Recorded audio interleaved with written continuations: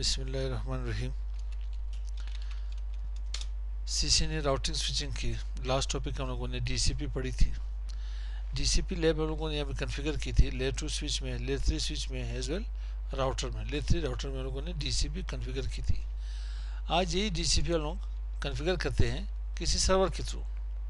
Server में क्या होगा, आप एक सर्वर यहाँ से लें, साथ ही एक स्विच यहाँ पे रखें, लेयर 2 स्विच रख लें और आगे से यहाँ पे कुछ पीसी जो कर लें।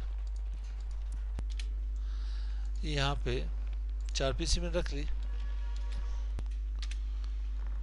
अब यहाँ पे कुछ जोड़ कर ले, केबल ले ले, यहाँ पे केबल लगा ले, straight cable, PC to switch कोई से भी केबल उठा लें यहाँ पे। और यहाँ स्विच से 0/1 किसी पीसी के साथ अटैच कर ले, 0/2, 0/3 एंड 0/4। अब करते यूँ है कि सर्वर में यहाँ पे डीसीपी कैसे कॉन्फ़िगर करते हैं। सबसे पहले आते हैं यहाँ पे, अपने पीसी को आईपी देते हैं। आईपी यहाँ से भी दे सकते हो, रेदर ना हुआ आप यहाँ पे फास्ट इथरनेट 0 के ऊपर आए और यहाँ पे स्टैटिक आईपी असाइन कर लें। मैं कोई आईपी स्कीम देना चाहता हूँ। आईपी स्कीम यह है कि 192.168.1.1 और इसकी सबनेट मार्क क्या रखना चाहिए, 2FI.2FI.2FI.0। अगर सबनेटिंग करना चाहते हो तो भी आप यहाँ पे चेंज कर सकते हो, ना हो आप इसे हाथ ना लगाएं। सर्विसेज में आ जाए, सर्विसेज में यहाँ पे डीसीपी के ऊपर आए, डीसीपी में यहाँ पे ऑन कर लेने, यहाँ पे एक पूल नेम दे दें। मैं यहाँ पे कर लेता हूँ DHCP सर्वर, ठीक है। यहाँ पे DNS एड्रेसेस असाइन करना चाहते हैं तो आप कर सकते हो असाइन, रेदर देन इसकी ज़रूरत नहीं है। सिर्फ ये IP एड्रेसेस आप जैसे यहाँ पे इन्हें ऐड कर ले और इसे सेव कर ले। आता हूँ अब यहाँ पे क्या होगा, हर पीसी ने यहाँ पे रिक्वेस्ट सेंड करनी है। किसको? सर्वर को। ये क्लाइंट है मेरे पास, ये सर्वर है। पीसी ने क्या करना है, रिक्वेस्ट सेंड करने से पहले ये क्या करेगा, यहाँ पे जाए। जब मैं यहाँ डीसीपी ऑन करूँगा, जब मैं यहाँ पे डीसीपी से ऑन कर लेता हूँ तो ये क्लाइंट क्या करेगा, सर्वर के पास यहाँ पे डिस्कवर कर लेगा, देखेगा, यहाँ पे आईपी देखेगा। सर्वर यहाँ पे क्या करेगा, ऑफर देगी। इसकी कौन सी ऑफर? ऑफर दी होगी कि 192.168.1.0 ये मेरे पास आईपी की रेंज है।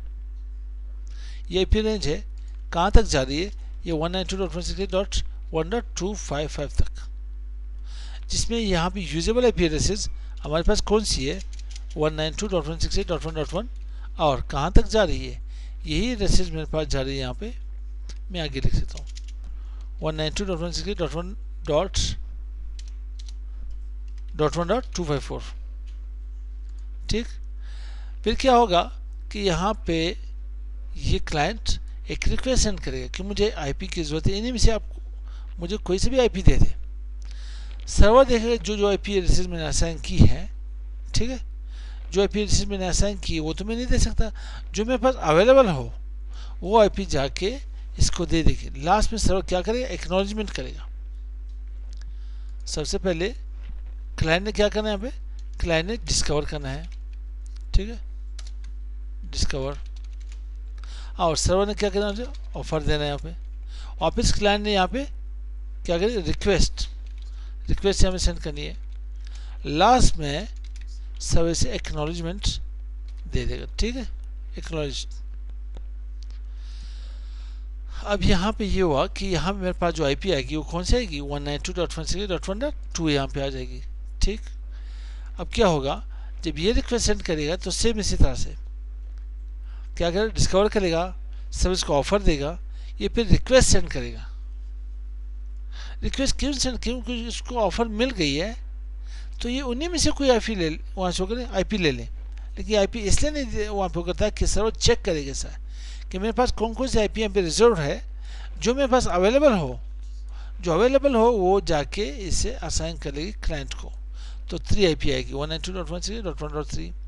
यहाँ पे कौन सी आएगी, 4 नहीं, 4 यहाँ पे आएगी। जो बंदा यहाँ पे रिक्वेस्ट सेंड करेगा, क्या कहते हैं, पहले आए पहले पाए, फर्स्ट कम फर्स्ट सर्व। जो पहले आएगा उसको आईपी मिलेगी। अब यहाँ पे लास्ट में ये जाके क्या करेगा, रिक्वेस्ट सेंड करेगा, जनरेट करेगा वहाँ पे, तो इसको 5 मिलेगा। यहाँ तक समझ आई? ठीक, तो मिलते हैं नेक्स्ट वीडियो के साथ। अस्सलाम वालेकुम।